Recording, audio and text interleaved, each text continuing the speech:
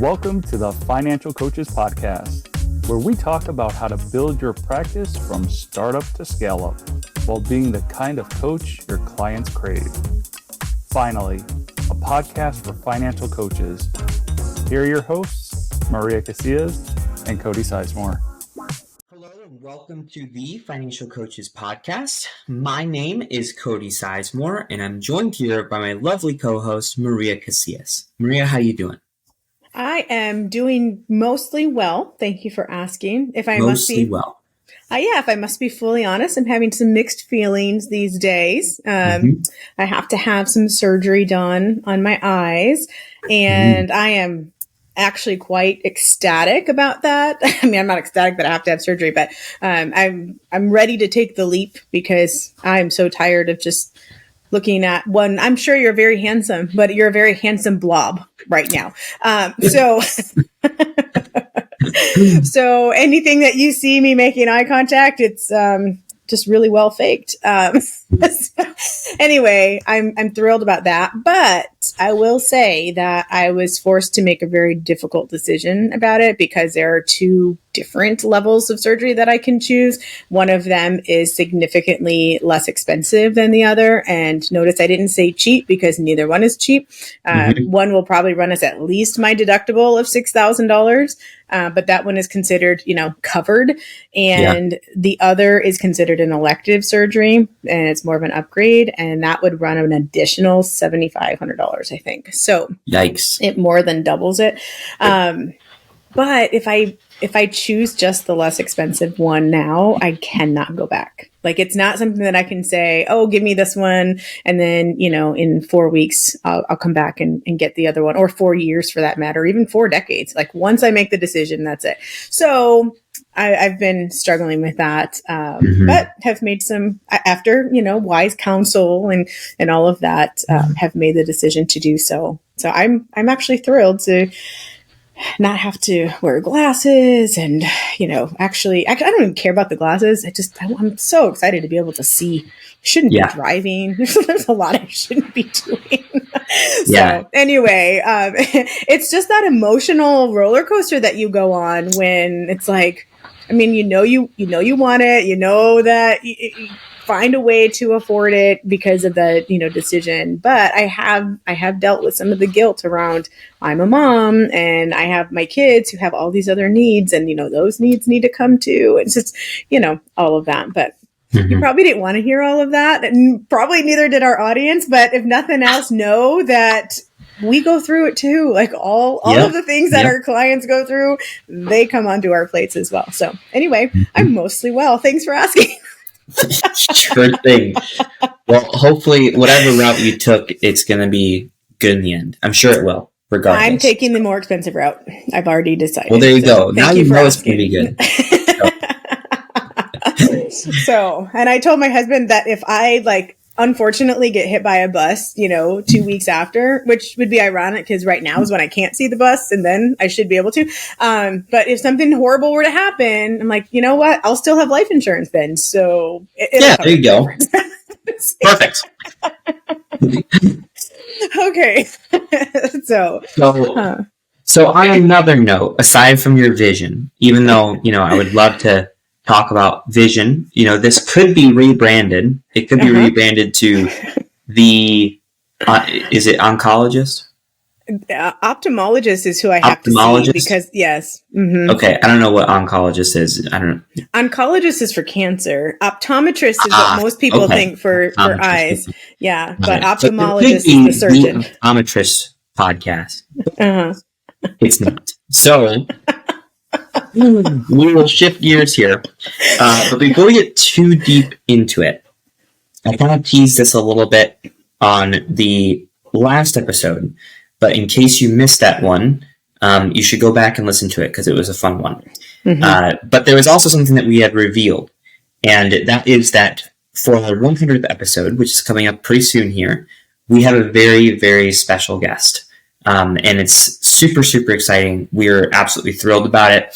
And I can tell you that the conversation is going to be a good one just simply because of who the guest is.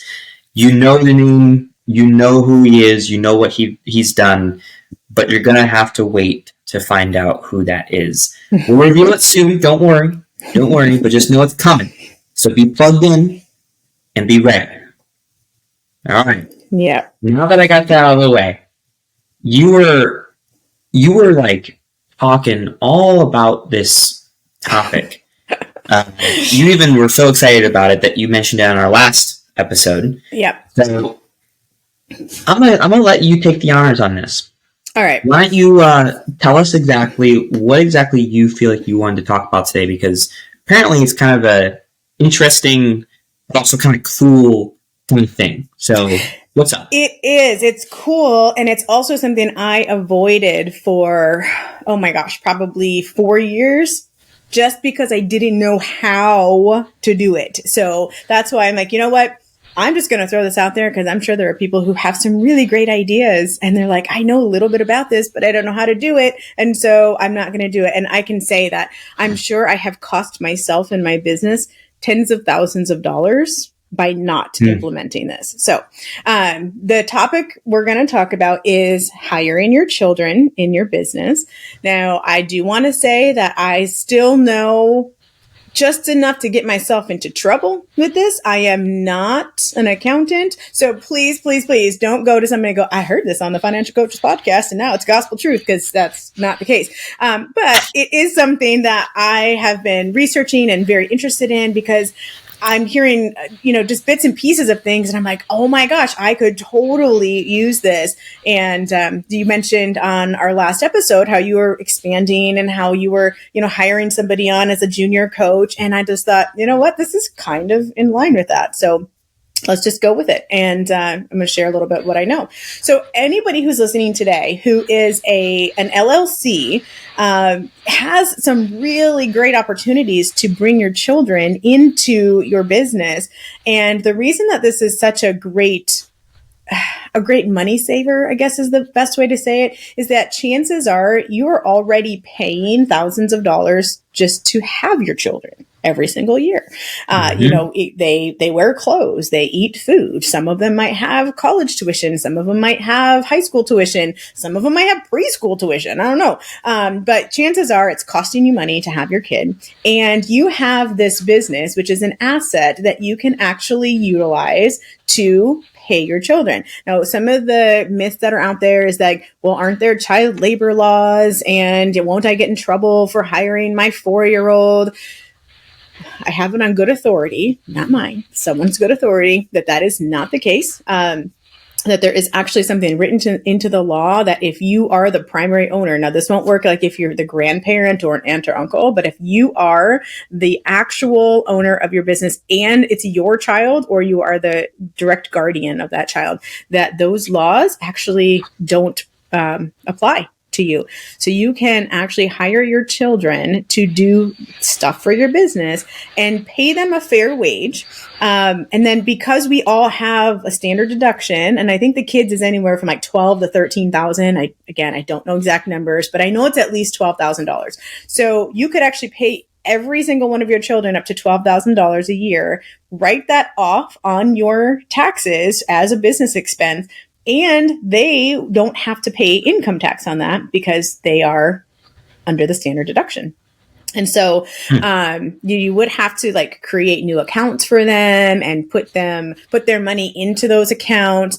But after the money's there, no one is there to find out like, how are they spending their money? Like, right. Once you earn your money, Cody, no one's there to tell you how you have to spend that money. So if your kids spend some money on groceries out of their account, or they spend some money on clothes, or they spend some money on their school tuition, that's how they spent it. So it kind of feels like a workaround, but it's completely legal and there's nothing wrong with it. And I know there are a lot of people who would say, you know what? If you can afford to send that money to your kids and you don't need to use it for some of those other living expenses, then you actually are allowed to, put that into a Roth IRA for them, just $100 a month or whatever, and let that grow until their retirement.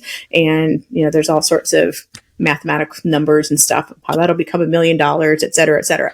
So I have 4 kids. I know you have 2, Cody. Mm-hmm. I don't know how many our listeners have, but mine range from youngest to oldest. They range from 4 up to 19. I recently found out that up to 18 is like everything I just told you. And then from like 18 to 21, there are slightly different rules, but only in the sense that they have to pay like some sort of Social Security tax or something. So I, again, don't know all of these things, but what I decided to do, because after reading that Who, Not How, I was thinking, okay, I've known this for a long time. I don't know all of the details, but I've known enough. And I have avoided it because I haven't known what to do. So I thought, instead of going through figuring out how to do all of this, I would find out who knows and then sort of hire them. So as we all know, Facebook and all social media, they know everything about us, right? Like they know what we're thinking. They know why we're thinking it and all that. So seriously, all of a sudden this thing popped up for how to hire your children. I'm like, you've got to be kidding me right now. Thankfully, it was from somebody that I've been following for a long time. I actually trust her. She puts out some really great content. She had a toolkit available. I'm like, you know what? I've got the money for that toolkit. I am not going to go searching the internet. She's done all that work for me. I will pay her for her work. And so I bought the toolkit. And then I thought, well, then I have to go through the toolkit. Wrong-o, my friend. I'm hiring my daughter to go through that toolkit so that she can start doing that first thing. So now, like, that's going to be my first dip into that. She gets to go through all the stuff. And I think this toolkit kind of shows you, like, how to set up your business so that you're legit and you don't get audited. And even if you do get audited, you're good because you're doing everything legit. So yeah, and now that's the 19-year-old that I'm going to hire for that. Mm-hmm. So you might be asking, well, I mean, Gideon, oh, sorry, I probably shouldn't have said his name. Do you want me to take that out? Okay. That's so right. Sorry. But he's little, right? You're probably like, well, how could I possibly pay my infant any sort of money? Well, if your infant ever has the back of his head in your pictures, he becomes a model for Sizemore Coaching. And, I took a picture of him today. Perfect. See, he's already on payroll. But yes, those are the kinds of things that you can start to get creative with and actually pay them in a way that you would pay somebody else. So, I think you've got a middle preteen. And so that person can start doing stuff with, playing around with Canva, and maybe she'll become a graphic artist at some point, but creating things for you. You can teach her and just let her kind of, run with it. But there are different things that our kids can do at different levels. So again, now I keep sounding like a broken record, but I'm not a professional at this. But I do know it's out there, and I encourage you to look into it and ask questions and figure out if this is something that can be beneficial for you. So I have a question. So with the younger kids, meaning like possibly as young as like 6 months to 4 years old, like you kind of mentioned, obviously they're not going to be doing any sort of like work, right? Like, you mentioned something like a model if, like they're in one of your photos or something like that. So I understand that. My question would be, say you pay them $1,000 a month for being that model kind of thing. So $12,000 a year. So that is an expense on your business. They don't pay income tax. It goes into their own bank account. So you need to open up a bank account for them, right? That's my understanding. Yes, sir. Okay.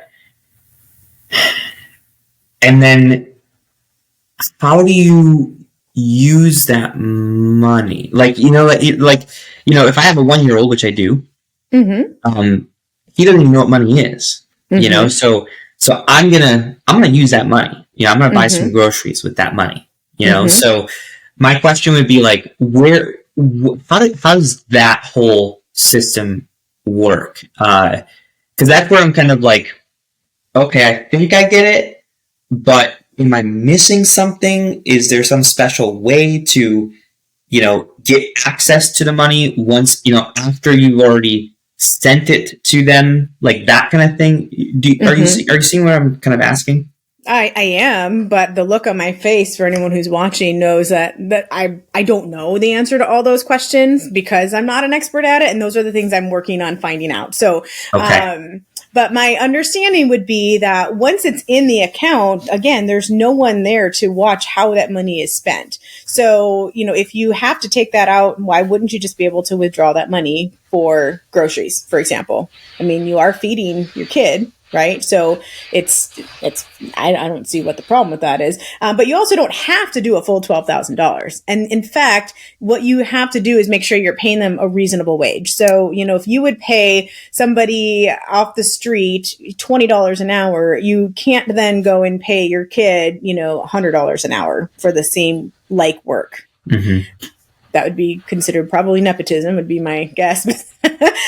So in the beginning, I'm not going to be paying, I have 4 kids, so that'd be $48,000 every single year that I could put out there. And if I don't have the top line to match that, I'm probably not going to be putting out a full $48,000.